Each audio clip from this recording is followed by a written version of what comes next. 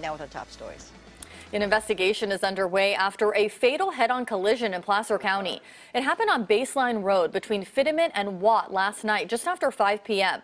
Now, that area is a notoriously dangerous two-lane stretch of road. Roseville police said Baseline Road was closed for several hours.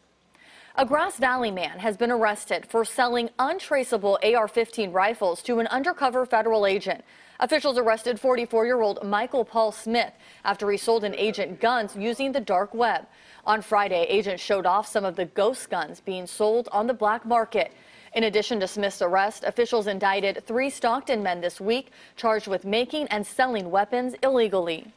People who inject untraceable firearms and machine guns into our communities put us all at risk.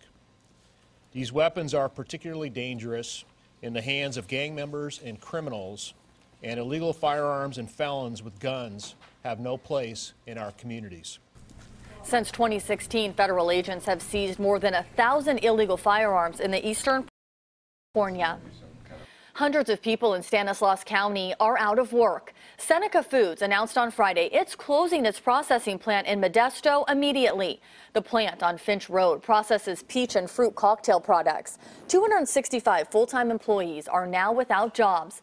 The company says some employees could transfer to other Seneca plants, but none are in California.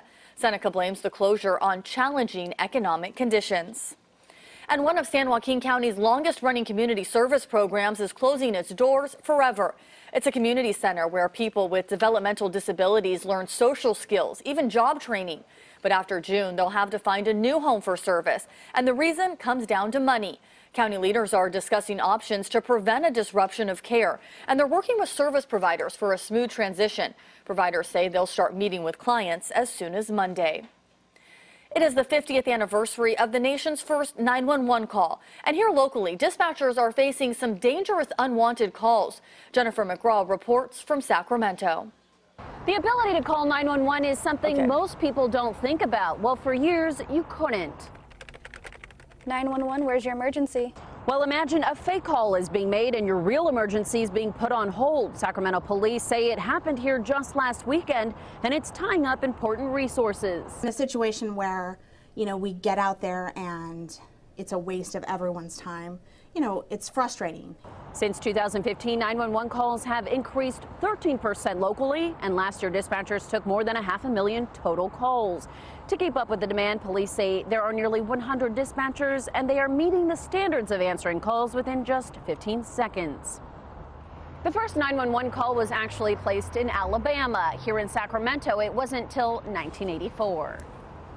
And an investigation is underway after a breach at the California Department of Fish and Wildlife.